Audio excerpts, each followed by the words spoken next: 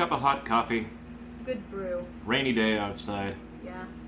Perfect reading day. Mm-hmm.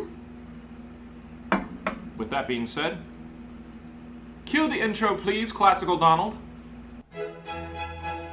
The General Geekery Podcast proudly presents Author August. Today's author of discussion is Orson Scott Card. Enjoy!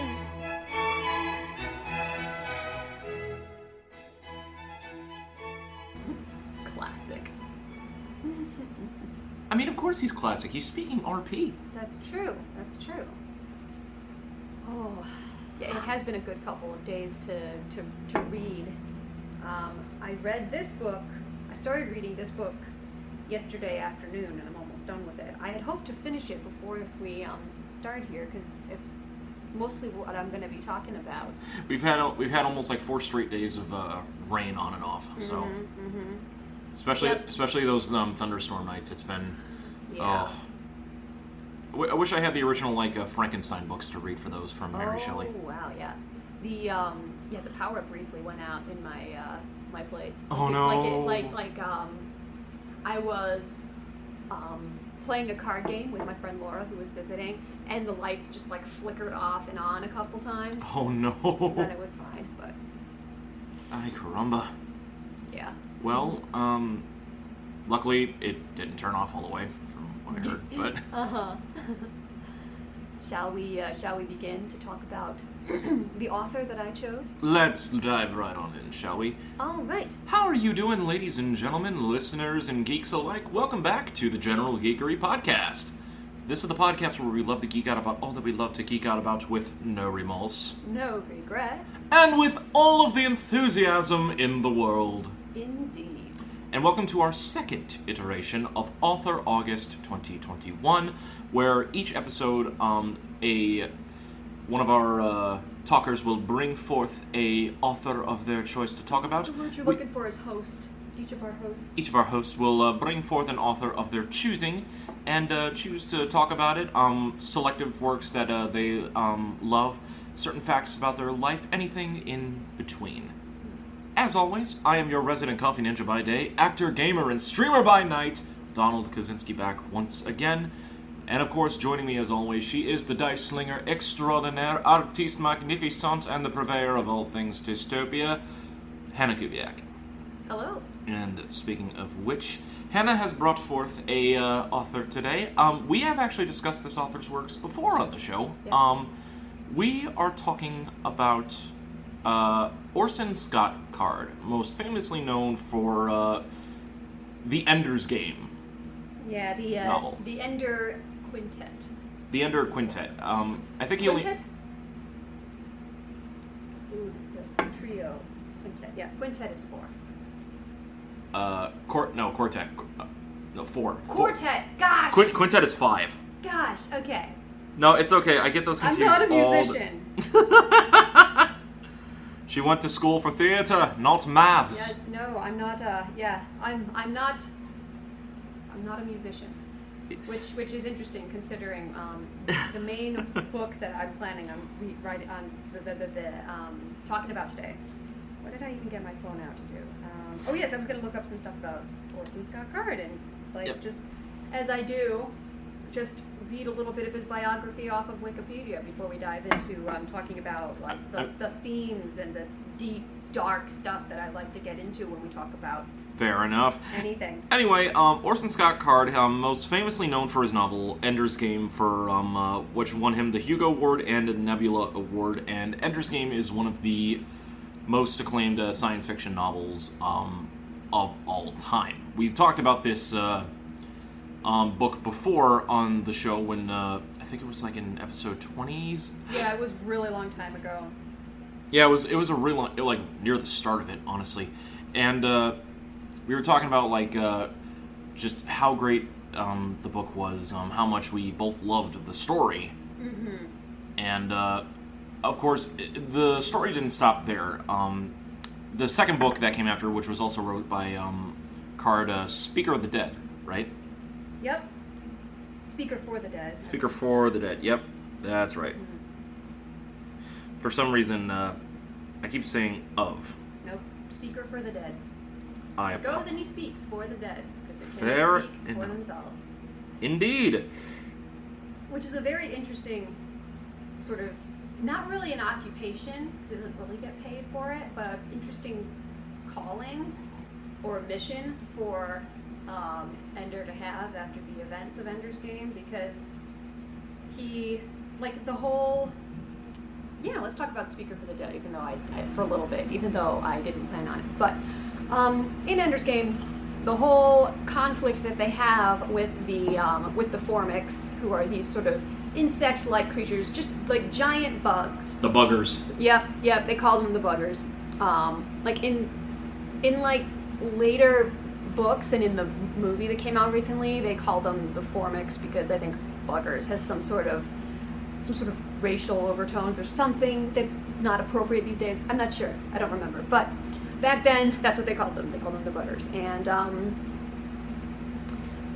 the main reason Ender realizes that their planet and the planet of the buggers are fighting each other, a lot of it stems from sort of an inability to communicate and an inability to sort of empathize with like another species, like another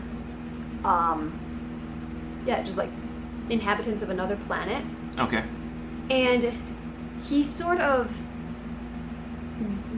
while he is being trained to destroy the buggers, he somehow kind of telepathically gets in contact with I think it was the Hive Queen. Because the Splanknicks communicate. They're a hive mind. They're a hive mind, yes. As we come to find out. And so he basically the Hive Queen communicated with him through this game that the kids at the battle school would play. It was like a computer game where you the game was different for him than for other kids. There was this whole bit where he went into this like random building or tower on this certain planet and stuff, and I think nobody else had ever been there in the game, and it wasn't programmed into the game, I don't think. But eventually, after the entire race of the buggers has been destroyed, he finds the last Hive Queen, who was like still like a larva, and she had been hidden for a long time. They can live for a long time. They hibernate, kind of. And so, in Speaker for the Dead, he's been sort of carrying her around with him for a long time, trying to find a planet for her to live on. And he has written a book or a biography about the Hive Queen and how her mind works and everything, trying to sort of repair this disconnect between species.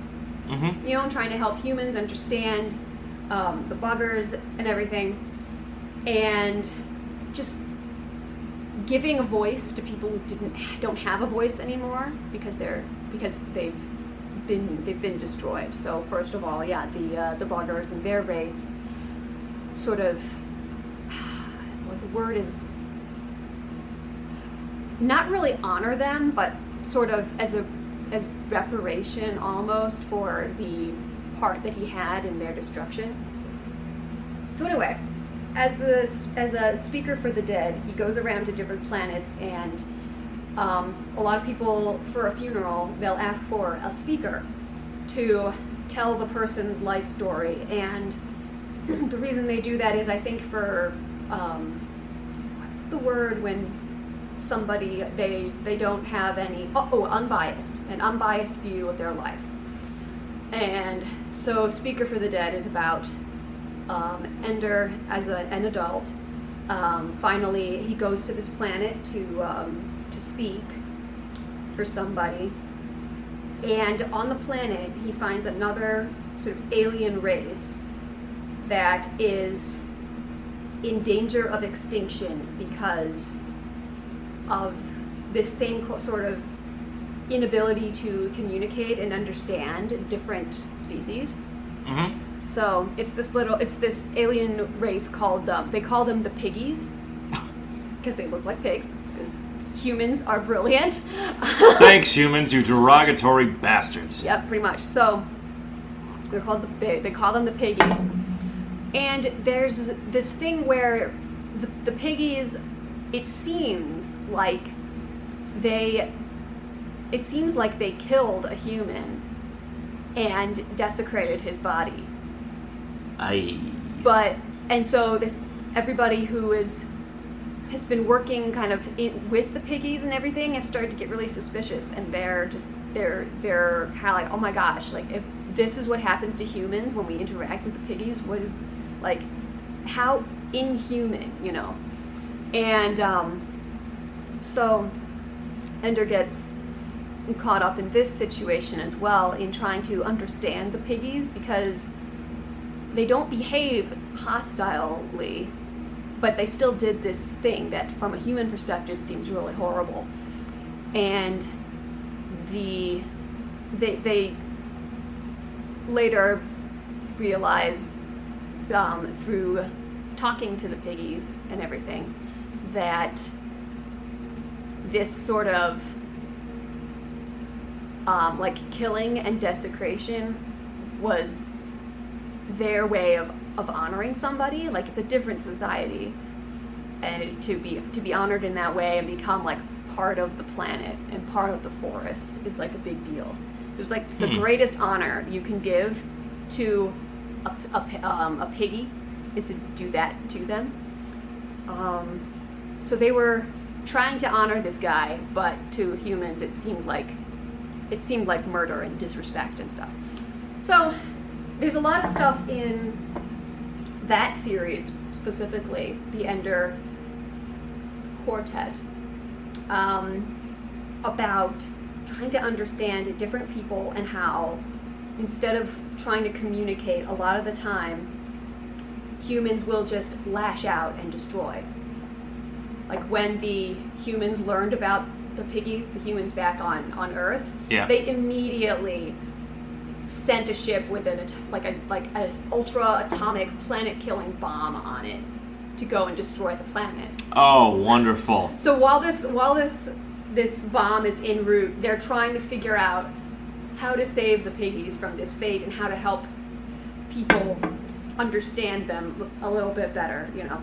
Right. So just so much cool, like, philosophical stuff about communication and trying to respond calmly and compassionately and like open to explanation instead of making a snap judgment, you know. Right. So that's the Ender Quartet. Gosh, I'm all paranoid now that I'm gonna get it wrong. No, it's okay. Okay. Well, all right, hold on. Let's see. Just for clarification's sake, let's. I just want to see like how many books are in the Ender series. There's 4. It's Ender's Game, Speaker for the Dead, Xenocide, and Children of the Mind. Okay, all right. Yeah. If that's the main 4, then I will trust your judgment on that, because you are more of an expert on this than I am. Well, more of an expert, but far from an expert by expert standards. So, the book, because I talked about Ender's Game and all of that in the other episode at length, so go check that out if you guys want more information on that. It's one of my favorites. It was a fun discussion. It was a fun discussion, and it also contains the answer to a question that had been plaguing people for a long time, which was, what the hell does my Instagram name mean? We won't spoil it here. Just go. No, but people are like, what the hell is Pythian Legume? I know I was shocked, because I'm like, oh my god! Yeah, so The book I'm going to talk about today is called Songmaster. Songmaster. Yes, it was written in 1978, and portions of the book first appeared in Analog magazine. There were some stories two stories called Mikhal's Songbird and Songhouse. And these two stories were nominated for some awards and stuff. I don't know if they won or anything, but I'm just going to read you the back of the book, Donald, so you kind of have some context. Okay. Here we go. Kidnapped at an early age, the young singer Anset has been raised in isolation at the mystical retreat called the Songhouse. His life has been filled with music, and having only songs for companions, he develops a voice that is unlike any heard before. Anset's voice is both a blessing and a curse, for the young songbird can reflect all the hopes and fears of his audience feels, and by magnifying their emotions, uses his voice to heal or to destroy. When it is discovered that he is the voice that the emperor has waited decades for, Anset is summoned to the imperial palace on Old Earth. Many fates rest in Anset's hands, and his songs will soon be put to the test, either to salve the troubled conscience of a conqueror, or drive him and the universe into mad chaos. So the Songmaster is a haunting story of power and love, a tale of the man who would destroy everything he loves to preserve humanity's peace, and the boy who just might sing the world away. So basically it's a child savior story through song. Yes. So let me just break this down for you. Break it down now. So the Songhouse, that is what it was called. So the Songhouse is kind of like a monastery, and people in the Songhouse, they adopt children who they think have musical potential. Okay, and so when Anset was taken to the Songhouse, he was like 3 years old, little baby. Jeez Louise. And the story begins with in the Songhouse, you've got all the students who are learning how to sing, and then there are the goal of being a student is to become a songbird, which is basically a extremely gifted singer who is sent to sing for a specific person of power for 5 years. So from the age of like 9 to 15, a songbird will live in the palace of royalty, and just whenever the king or emperor wants them to sing, they come in and sing for them. And it's a very sort of emotionally vulnerable situation, and like people who hear the songs of the singers taught in the Songhouse, they are often like overcome by whatever the emotion is that the songbird is singing about. So let me see here. Here's a little excerpt about this one of the teachers, about the first time that he heard this little boy Anset, who was 3, the first time he heard him sing. "Cole, you're beyond this," said Esta, with grief and sympathy and reproach. "You're a good teacher, and that's why we trust you with the new ones." "I know," Cole said, "but Esta, you wept for minutes before you regained control. Are you unhappy?" "I wasn't, not until after." "I wasn't weeping for grief," Mother asked. "I was weeping for joy." "The child, Es, the child." "Anset, yes? The blonde one?" "Yes, I sang him trust, and he sang it back to me." He sang my trust back to me note for note, perfectly, nearly a minute, and it wasn't easy. And he didn't sing just melody. He sang pitch, he sang nuance, he sang every emotion I had said to him, except that it was stronger. It was like singing into a long hall and having the sound come back at you louder than you sang. I was shocked and yet delighted, because I knew in that instant that here was a true prodigy. Let's see, what else is here? Dang, a prodigy at only 3 years of old. Yeah. And here we are in this modern age, paying all this tuition towards all these different art schools and things like that in order to train our voices. Yeah. Something else. I made myself sad with that one. He sang the melody and the love, Mother est, no one has ever sung such love to me. Uncontrolled, utterly open, completely giving, and I couldn't contain it. I couldn't, est, and you know my control has never faltered before. So there is something about art and music especially, I think, that is sort of transcends humanity, I suppose. It's a way of communicating that is it's more than human, it's superhuman. And music is one of those things, like, see, it's beautiful and it's sublime, and it can sort of capture things that pure words can't, you know? Mm-hmm. And so they pretty much immediately decide that he is to be the songbird of basically the emperor of the entire galaxy. Like, not just one planet, the entire galaxy. Oh, so he's to sing for Palpatine. Got it. Pretty much, yes. Sorry. And this emperor is almost as ancient as Palpatine, I believe. Unlimited power. But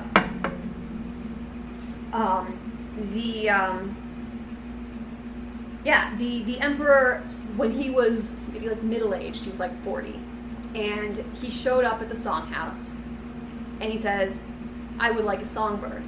And to the surprise of the Songmaster who was talking to him, it seemed that this guy who had taken over the entire universe and was known as, like, Mikhail the Conqueror and Mikhail the Merciless and stuff, he was actually worthy of a songbird. Like, not everybody is. There's like a selection process? Yeah. Like, usually people do not show up at the songhouse to ask for a songbird. They invite you. They say, they would say, like, would you like a songbird? Like, I wasn't planning on reading this, but let's see. Where is it?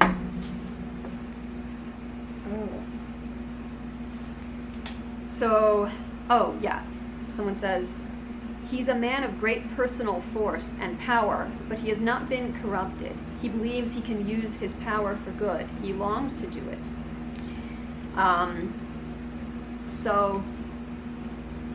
Intriguing. It's a very strange sort of, this guy, this emperor, who you wouldn't think would be worthy to have a songbird. He actually is. But it takes them 79 years to find the right person. So he would, like, send a letter every once in a while and be like, when? And they're like, not yet. We haven't found them yet. Because to have a songbird in your court for like 5 years costs like half of your wealth. So it has to be perfect. Jeez, no wonder that monastery keeps getting everything. Yes, yeah. So that's where the tuition comes from, ladies and gents. Yep. So and sort of the life expectancy is a little bit different in this universe. Like, people live to be like 120, just normally. Oh, okay. That would explain the 79 year. 79 years. Because he said he first came at like 40. I was like, wait, hold on a second. Yeah. So 79 years. This songmaster, the woman called Est, she is looking for a songbird, and then for Mikhail, it's her life's work to find Mikhail's songbird. And when she hears Unset sing, she realizes that he is the songbird that's going to sing for Mikal in the future. So she starts to tutor him pretty much exclusively. And so the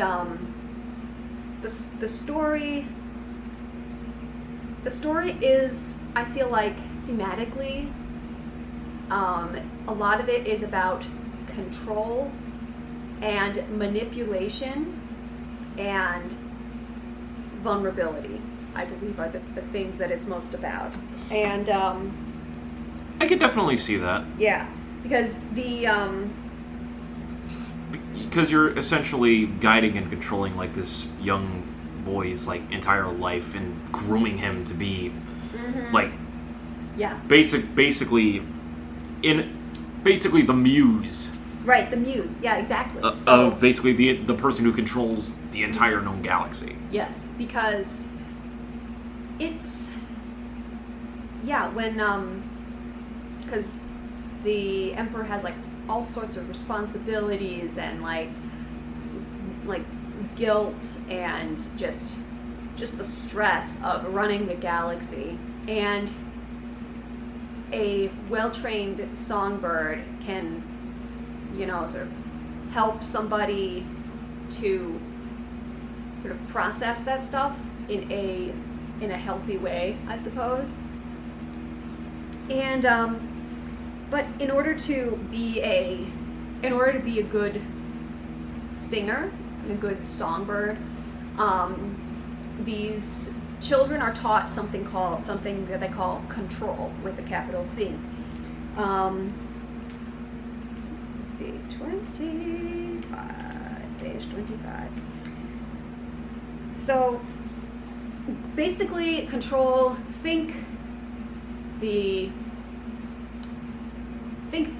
Think Vulcans in Star Trek. Just like live long and prosper. Okay. Yes, just this ability to not react to things and to have just a mask.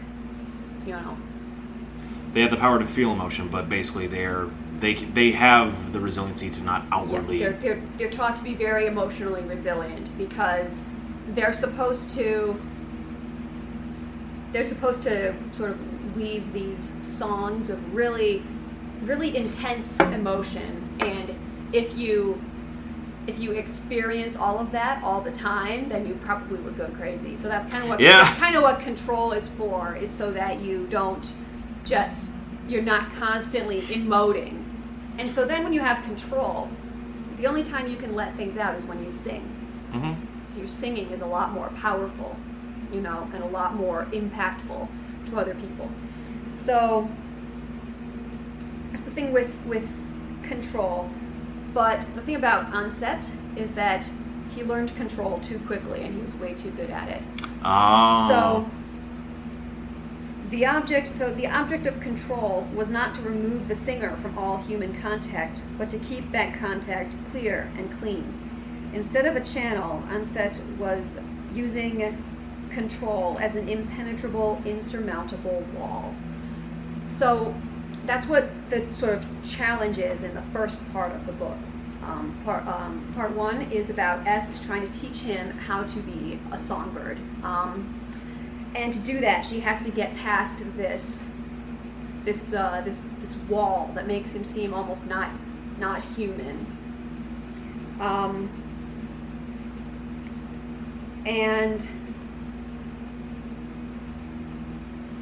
And there's this little conversation that they have where she's trying to sort of get past these mental barriers that he has up, where his singing is beautiful, but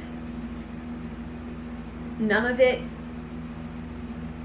it's not really part of him. The song isn't really part of him. He's like a mirror. Okay. Like Est says about him, you are a magnifying mirror who takes the love you've been given and spew it out stronger than before, but with none of yourself attached to it. You are not whole. So from a very, very young age, he had these walls up, and he's incredibly gifted, but very closed off and isolated, which is very pretty common for people who are really talented, for some reason.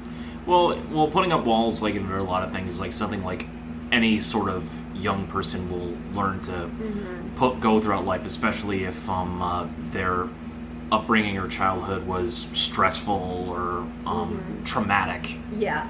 Putting up mental walls, and which is tricky for a singer who is supposed to be able to. So when we create art, you and I are both artists, we're both actors. Right. When you create art, there's part of yourself in it. That's what makes it. That's what makes it beautiful and understandable and relatable, is that there's part of you in it. Right, but also at the same time, there's also mentally there needs to be like a sort of like disconnect to be able to not lose yourself in that moment, because we've both done shows where we were to perform acts that are basically like the worst that like humanity can commit, like rape, murder, everything like that. Yeah. I'm sorry for casting you that way. But. Well, I mean, these are like truths of the world that like they happen. It's like it's not really something that you can cover up.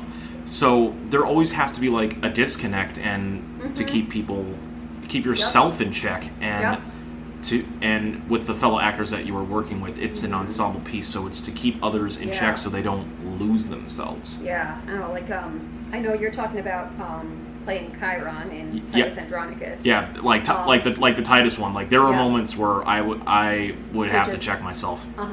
We were just to have to play a character who's just such a sicko slime ball. It's really hard. And then when I was in Hamlet and I was Ophelia, I basically played sort of a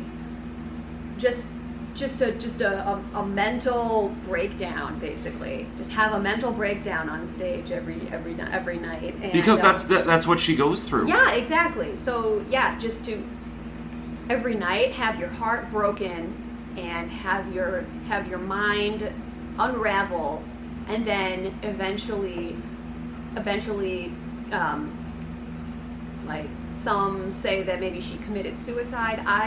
I frankly think that it was an accident, but like I could definitely see that. Like it wasn't like, again, like Ophelia was like, her mind was shattered. Like she was not in like the right state of mind. Like she was basically like a child, and I think while she was playing by the river, just fell in, and like just whatever garlands or whatever she had around her was too heavy, and she just drowned.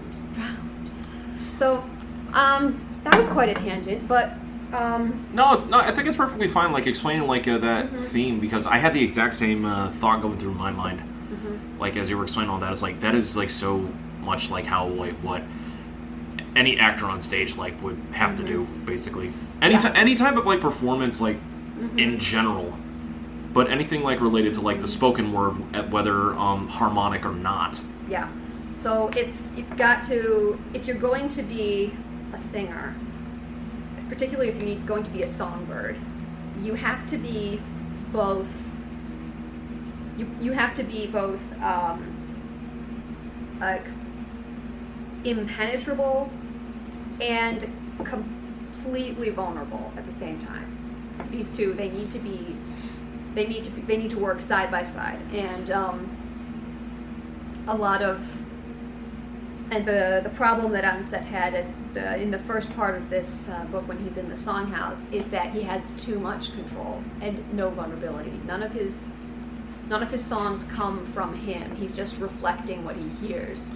That kind of reminds me of like when you first like start doing acting the first time, and like you automatically think it's like, okay, I'm just gonna portray this, that, I'm gonna have all this, but you don't have like the vulnerability. Like you don't open yourself. Yeah. Like it takes a while for like the vulnerability crack. Like honestly, control to a point is a little bit easier than like emotional vulnerability. Control is easier than vulnerability. Because to be emotionally vulnerable, we as humans, because subconsciously we've been raised to just be like, just to keep yourself like in check and like just hide it out in secret. To put it out in a public setting like that is very against of like what subconsciously like we have been taught like through our upbringing. Yeah, exactly. So, one more little excerpt before we move on to part 2. Part 2. Okay, so Est is just trying to break through this kid's walls and trying to help him to tap his potential and, you know, behave like a human, be vulnerable, you know, be a kid. So she says, on set, you keep singing our songs back to us. You keep taking what people feel and intensifying it and shattering us with it. But child, what song is yours? All. None. So far, I have yet to hear you sing a song that I knew was only on set. So, this kind of reminds me of, remember when we talked about the talented Mr. Ripley? Yeah. And the, yeah, he was basically inhabiting that guy's life, yeah, but like not really showing like, he didn't really have something to call his own. No. And so, yeah, Tom Ripley, there's this great line in the movie where he says, I would rather be a fake somebody than a real nobody, I guess. Where he just felt like he was just this empty shell and there was nothing inside that was nothing inside of him that was lovable, you know. It took me ages to figure out really why I loved this movie so much, The Talented Mr. Ripley, and I wasn't able to put it in words really until one of our check-ins for Midsummer. We would check in, say how we're doing, and then you know how there's often a fun question, you know. And so the question was, Sarah asked us all, what is a movie or a play that changed your life? And it took me a while to think of one, and they actually had to skip me and go keep going because you had to take some time to think about that. For those that are not aware, Hannah's talking about like one of the process that Voices Found Repertory theater company that we both have worked with. Usually at the start, beginning and end of like each rehearsal, things like that, there'll be like a check-in just to see how everybody's feeling and just say, what do we need to know about how you're doing to work well with you? What do you need to say, like briefly, just get off your chest so you can do your best work with us today, right? Kind of thing. And I eventually came up with that The Talented Mr. Ripley was a movie that had changed my life because of that quote of I always thought I'd rather be a fake somebody than a real nobody. And then what I had learned from that movie was that you should always be yourself, because there is always going to be someone, you're going to find someone eventually who doesn't think you're a nobody. You're somebody to someone. And if you pretend to be someone else, they're never going to be able to recognize the somebody that you are that they truly love. So that was what I got from The Talented Mr. Ripley, and I think that's also what I got from this book. That makes total sense, especially in that moment, just like what is Onset's song? Yeah. Saying, what is your song? He's like, I don't have a song, because that feels like something like a lot of artists like struggle like to find, is like what is your what is basically you. Yeah. Like no matter what kind of medium, whether it be paintings, drawings, acting, singing, instrument playing, like what makes this particular act distinctly you. Yeah. And I had a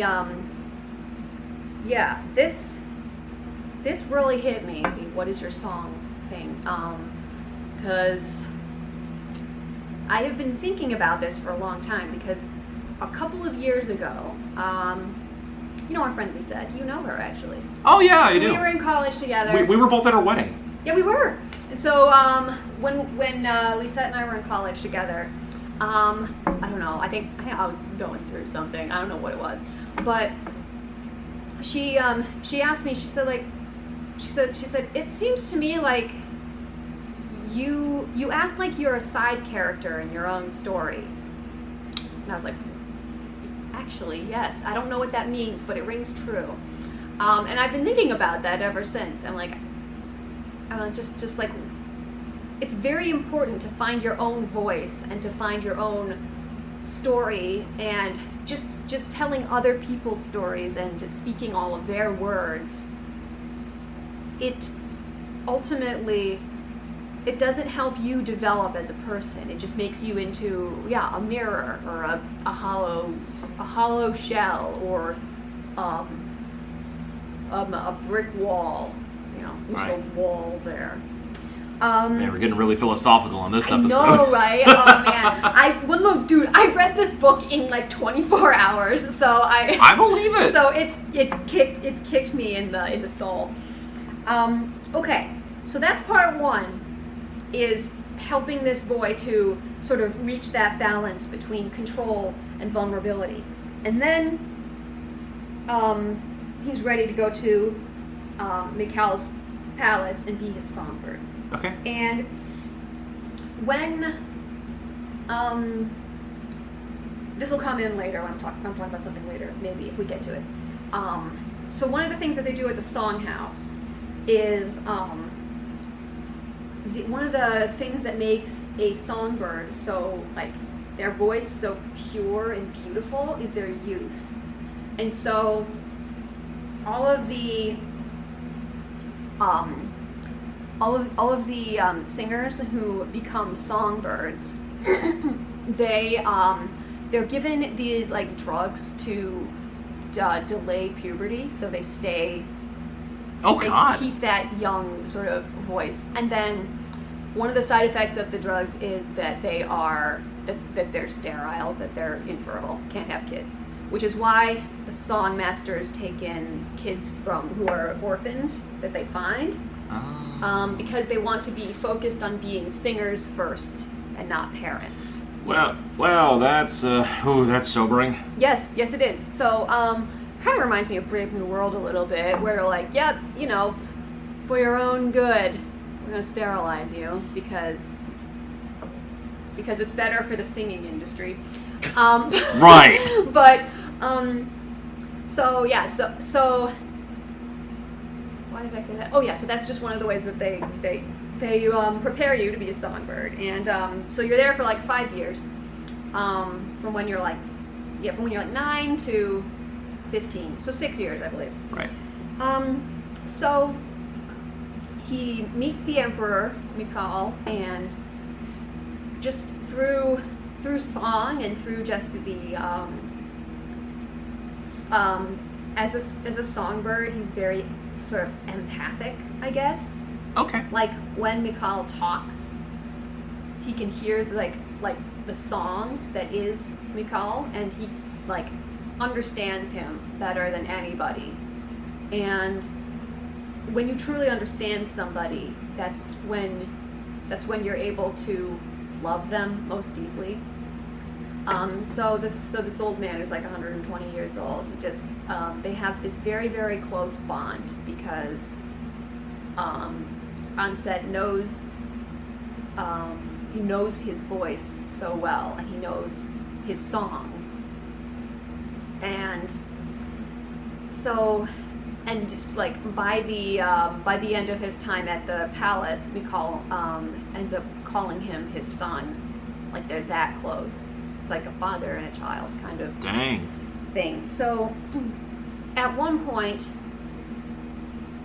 like 2 years after Onset is the songbird in Mikhail's palace, he gets kidnapped, and he's gone for 5 months, and he doesn't remember any of it. Uh-oh. And they do all of these sort of to try and figure out what happened, to get information about who kidnapped him and why, and everything. They like hypnotize him and drug him and try and figure out what's going on in his brain. But there's so many walls in there that have been put up by Onset himself, by Est, and by whoever it was who kidnapped him so that he couldn't remember who they were or what happened to him or anything. And there's a certain point where it turned out there was this big plot and conspiracy to try and kill the Emperor, where they had basically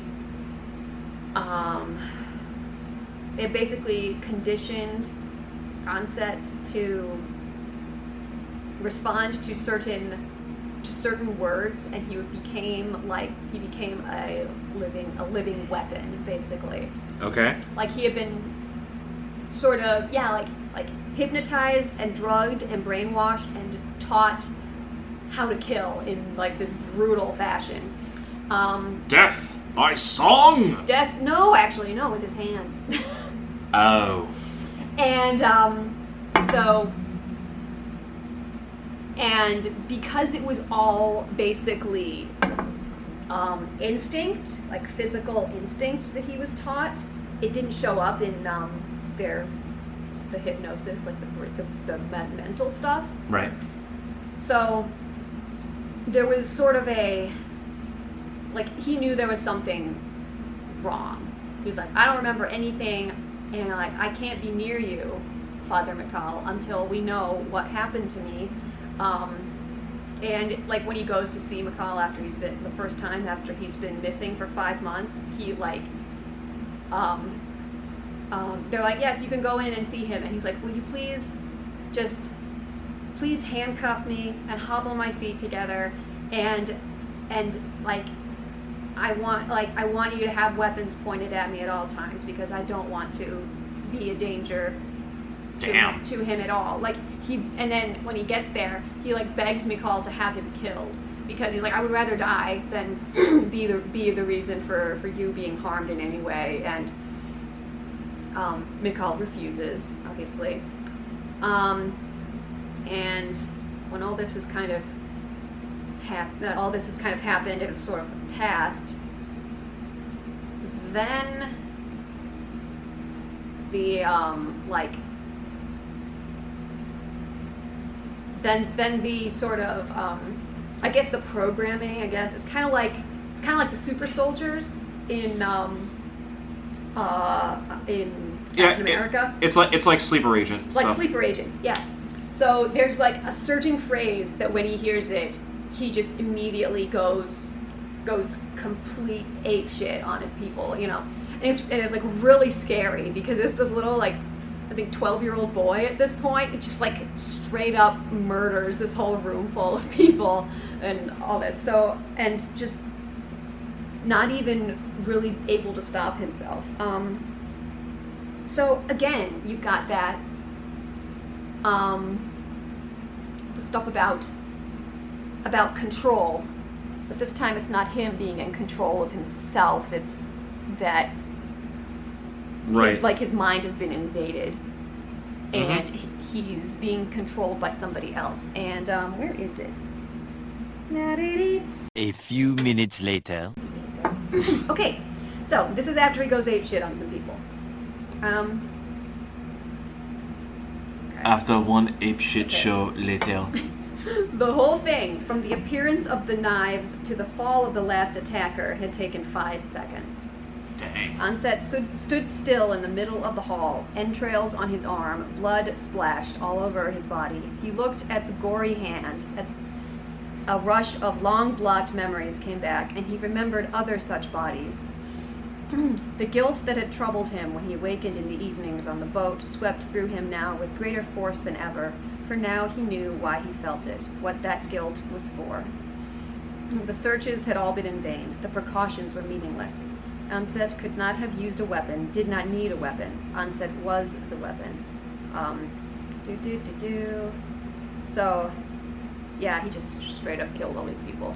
And this was all with no knowledge of what he had been like, what he had been programmed to do when he was in captivity.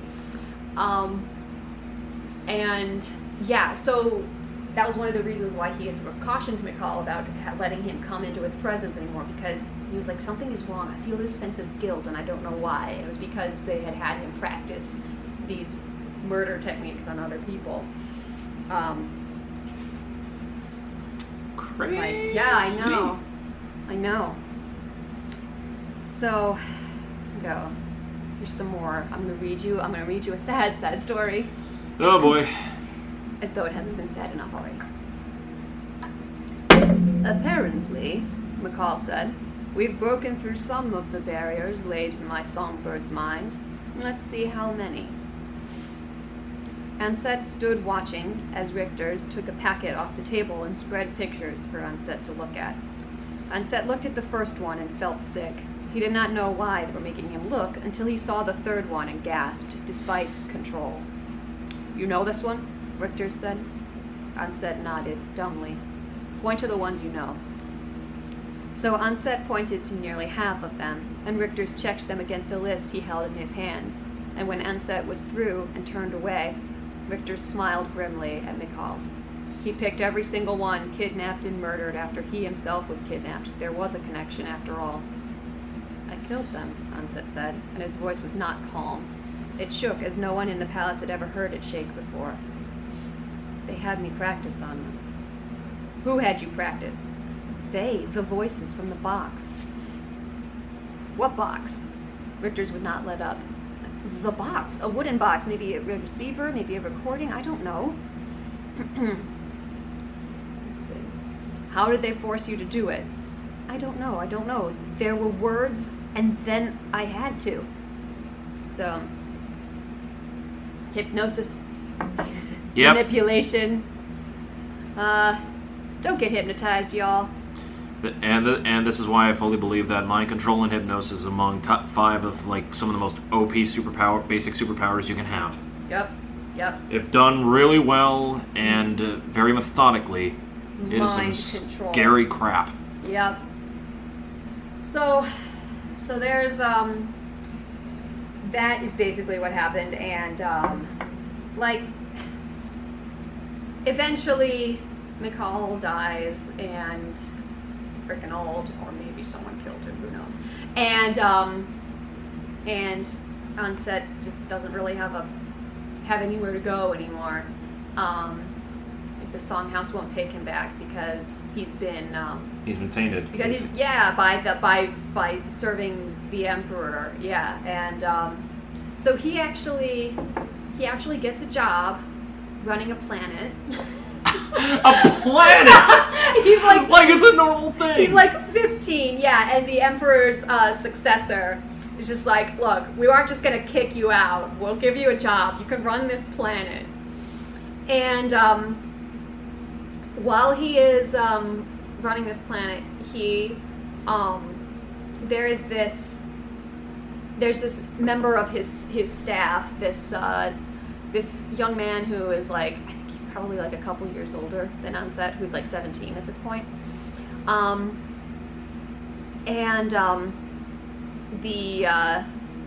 The guy, his name is Joseph,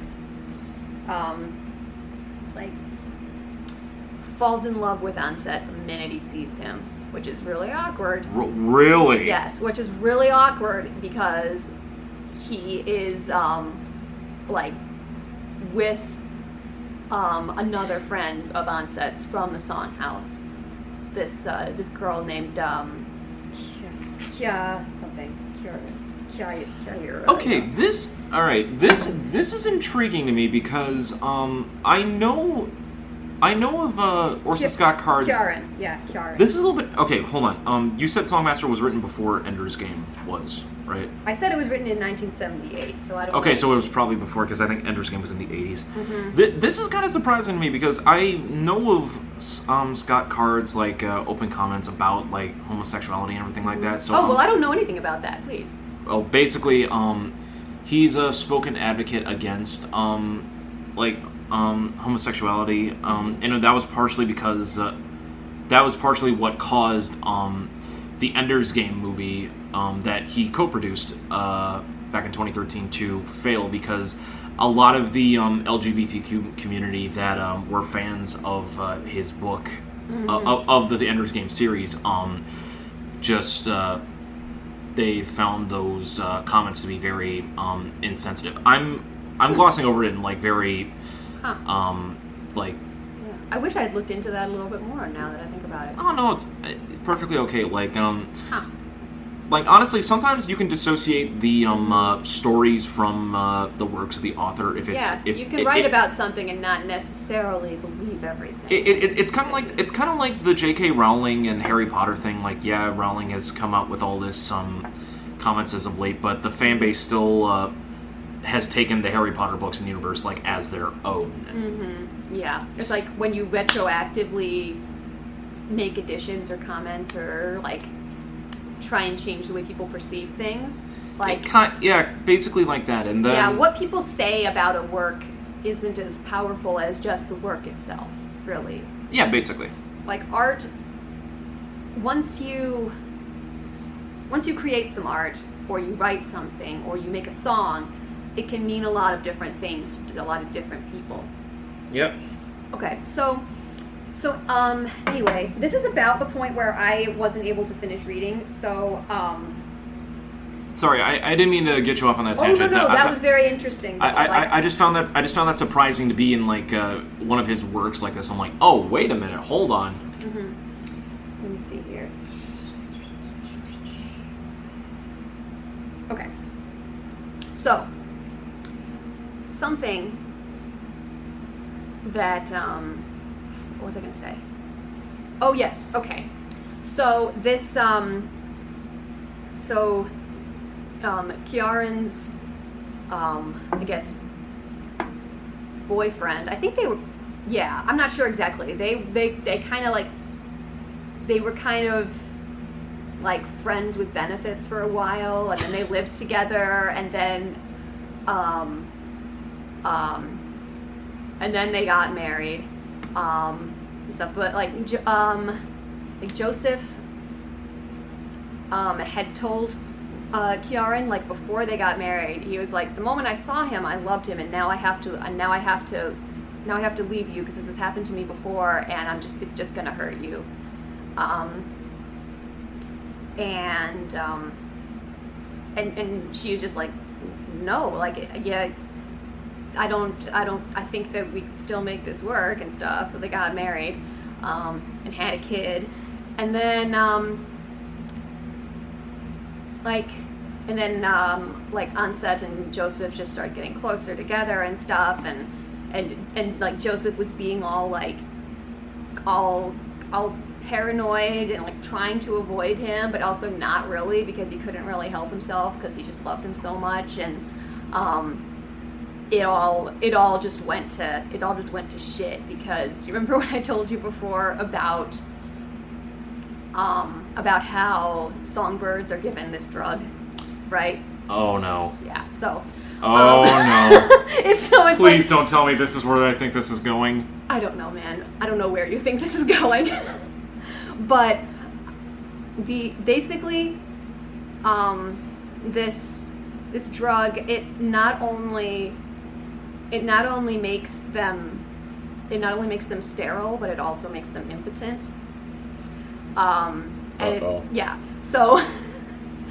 So like, there's finally this sort of moment where like Kieran is in another town doing something, and like Onset is very he has a lot of empathic talent, so he knows Joseph's song and knows exactly how he feels and stuff, and he's like, you're my friend, and I love you, and Joseph's trying to avoid him, and like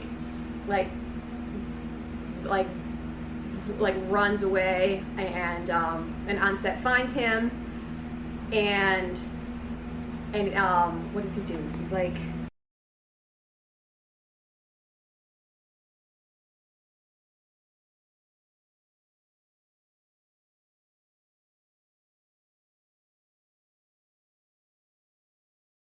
So he like on set finds Joseph, who's been trying to isolate himself. He's like, Joseph, why are you at war with yourself? And Joseph says, I want things that I do not want to want. Please leave me.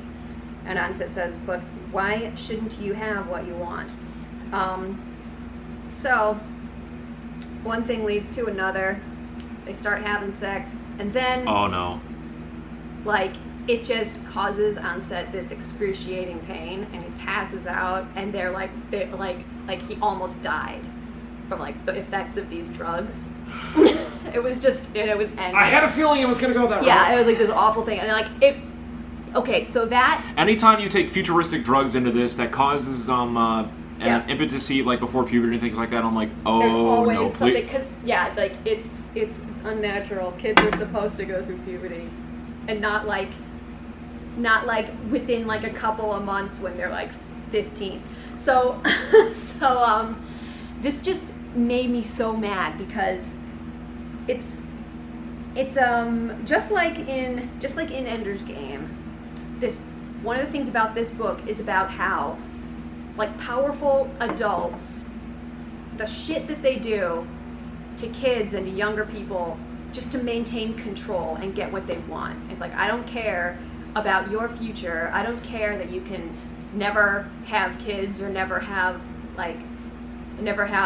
love the way that you want. You know, we just want to protect our institution, the Songhouse, and make sure that you don't have any other loyalties except to us because we made you this way. Similar to how the colonel in the military was manipulating Ender through battle school, like making him think these were simulations, but in fact it was basically like reality. he was fighting the war itself. Yeah, so just like manipulation and control all the way through, and just sort of like about how this kid was supposed to, like, he was created to sort of like soothe the conscience of this emperor who was racked with guilt, and he did that. But then his own life after that, it had kind of been manipulated so that when he had done that, when he had finished his time with the emperor, after that, it didn't really matter what he did. Like, his life's work was done at the age of 15. It's like, well, we don't really care what happens to you after that. Like, It's kind of like in the novel. Have you read The Giver?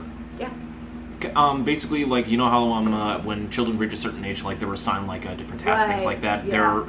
There are some of the girls are basically, they're supposed to be like birth givers and stuff like that. Right, But, yeah, but once they they're give once they give birth a certain amount of times, then there is no future. for Yeah, them. like that's their job. Like they're given like a luxurious kind of lifestyle, like for birthing like a certain amount of children, but then after that they're basically tossed by the wayside. Yeah, like that's their job, is to have 3 kids, and then it's like, well, you're useless now.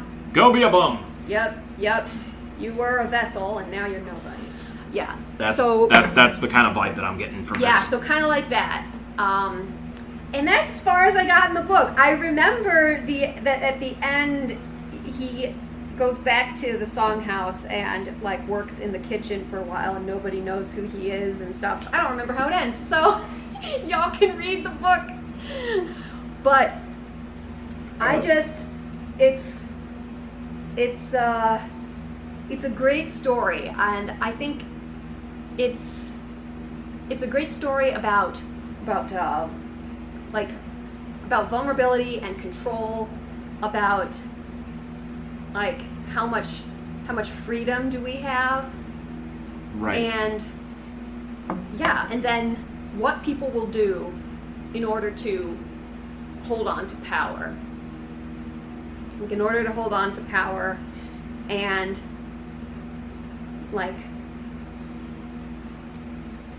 in order to hold on to their power, they will they'll manipulate and sterilize these children who don't really understand what's going on and have no say in the matter. And then when their usefulness is done, they're like discarded. It's amazing how the themes in that parallel like a lot of like the underlying like themes that is present in Ender's Game, almost in both present, but in two very different extreme fashions. Yep.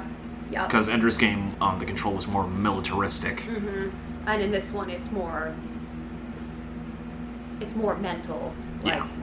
It's more biological, I guess. Although that's not really control. That's more like just That one's a little bit like suppression. Suppression and Help! I'm being repressed. Yeah, more institutional, but yeah. Yeah, exactly. Kind of reminds me of Brave New World as well. Did I say that before? You did I mention said that it before, once. Where they genetically engineer these people to be less intelligent and more compliant, so that they'll be doing menial labor for people and all that. Like, damn dystopias, you scary. yep, damn dystopias. Yep. So All right. Well, that's the story. anything else to That's the story add? of the Songmaster. Anything else to add on to that for just this entire discussion in general, or? Yeah. Sing your songs. You have a voice, and you're not a nobody. Fair enough. That's it. I can agree with that. That's what I learned from this book. And that was my author for Author August. Well, that was a really good one. I had no idea that this book even existed, and now I'm just wow. Wait, what year was Ender's Game written? I think 1985. I want to okay. say. Yeah, this is 1978. Okay, so yeah, this was pre-Ender's Game then. Wow. See, I didn't know that either. Yep, Ender's Game was 1985. Okay. Yeah, so this predated Ender's Game. That is very interesting. I'm glad you brought one on like that predates like his most notable work. Yeah. So, well done, Thank you. I would definitely read it just to try to figure it out. Even though I've told you basically the entire plot. Well, that's basically just like a summarization of things. Like, I guess so, there yeah. are tiny details that you can still pick up from that. There are some nuances in there. Indeed. I think that'll wrap this up. I think so too. Thank you guys so much for tuning in, listening in, and listening to us talk about Orson Scott Card for this second edition of Author August. If you guys like what you've been listening to here on the General Geekery Podcast, give us a listen to our other episodes as well. We are on Spotify, Spreaker, Apple Podcasts, and if you don't have access to any of those streaming services, you can find all of our episodes in chronological order on my personal YouTube channel at Anime Rev Productions. That is Anime Rev Productions on YouTube. I believe the link for that will be in the description of this episode, so definitely go check that out. If you guys also, by the time this episode gets released, we did a special little mini-sode about our experience being part of the Tolkien Oral Archives over in the Marquette collection, so definitely... The Oral History Collection. The Oral History Collection for... we contributed 3-minute interviews about what Tolkien means to us. Well, we talked about more of that in depth in the mini episode that we released, so definitely go check that out as well. If you guys want to follow us on social media, we are on Instagram at General Geekery, and on Facebook and on Twitter at Gen Geek Podcast. We also have a Discord that you can interact with both me and Hannah. Just talk geekery, post memes, discuss episodes, or even you want to suggest episode ideas for theme months coming up. Yes. Let us. I believe there's a channel for suggesting topics. Yep, we do have a channel for that. So definitely go check us out on Discord. The link for that will be in the description of this episode, as well as future episodes as well. We'll have the link available on our socials as well. And if you feel like donating to the show and helping us continue to grow in terms of equipment and other ventures, such as the Inepticon series, which is on which we stream on Twitch, definitely donate to our Patreon at patreon.com/General Geekery, link of which will also be in the description of this episode. Yeah. Hannah, where can they find you at? Well, you can find me rolling dice with my party every Monday at 7:30 Central at twitch.tv/LoadedDiceAdventures. It is an ongoing Dungeons & Dragons campaign where we are traveling through the homebrew world of Avenaria. I play Petra, the Dragonborn Ranger Rogue, who loves to kill a zombie or two, pretty much whenever she can. And yeah, tonight we're doing a jailbreak. Our rogue got himself put in a reprogramming camp for wizards. So nice. This is being recorded on. This episode's being recorded on a Monday. So immediately after this, Hannah's jumping on over to Loaded Dice. Pretty much, yeah. So that's something I do every Monday. I also have another podcast that I do with my mom. It's called the Splanknicks Podcast, where we talk about art, literature, and tabletop gaming, all from the perspective of two different generations. We just finished talking about Ray Bradbury's Martian Chronicles. That was our one of our book club episodes. So if you want to check that out, we might also have somehow made a connection between that book and The Abolition of Man by C.S. Lewis. That's incredible. So, The Martian Chronicles, a.k.a. The Abolition of Man. And, because we can connect C.S. Lewis to anything. Just watch us. I believe it. And then you can also follow me on Instagram at Pythian Legume and listen to the Ender's Game episode if you want to know what that means. Indeed. And you guys can check me out on social media, on Twitter and Instagram at RyuzakiMK7. I post a lot of latte art pics because I'm flexing my coffee ninja skills. It's what I'm doing right now. I like to brag a little bit. I'm practicing my latte art. Let me have this. Please let me have this. I never said you couldn't have it. Oh, no, not to you. That was not directed to you. Oh. That was directed to some strange force in the universe. Where's my pen? Oh, there it is. And she was trying to find her pen. And you guys literally on my book. I feel that. And you guys can check me out on Twitch as well at RyuzakiMK7. I play a majority of different games. A lot of them are RPG based, but I always love interacting with my chat room, having a bunch of fun in the process. And I also love, for some older RPGs where voice acting is not present, I love doing the voices on stream myself. Flex my acting muscles a little bit. It's always a lot of fun. I sometimes scare myself for how good I can do some of those voices sometimes, especially the female ones. I'm surprised the pitch that I can do when trying to do females. I'm sometimes surprised about the pitch I can do too, man. Okay, that was good. Oh, yeah. That is also the Twitch channel where we stream our Inepticon streams, where Hannah plays video games for the first time. So definitely go check that out. We do it 2 Thursdays a month now. Yes, witness the awesome power of a video game inept. We do things that people never thought possible. We need that on a shirt, I swear. You run the video game inept. Actually, that would be fun. That would be fun on a t-shirt, I ain't gonna lie. Well, that's going to be it for this episode, guys. Thank you so much for tuning in. This has been episode 88 of the General Gateway Podcast, author August 2021 for Orson Scott Card. Hannah, do you want to take us out for this one at all? Or do you want me to? Go ahead. I Okay. don't have anything that I would say. Gotcha. So, for Hannah Kubiak, I'm Donald Kaczynski, and until next time, guys, don't let the system control you. Just don't. And always remember to keep your geek on. Always. Clink, clink. I didn't even realize until I brought this here that it's actually kind of a dystopia. This, this story. The Madam of Dystopias, everybody. Yes, yes. Bye, guys. Oh. Surprised even myself.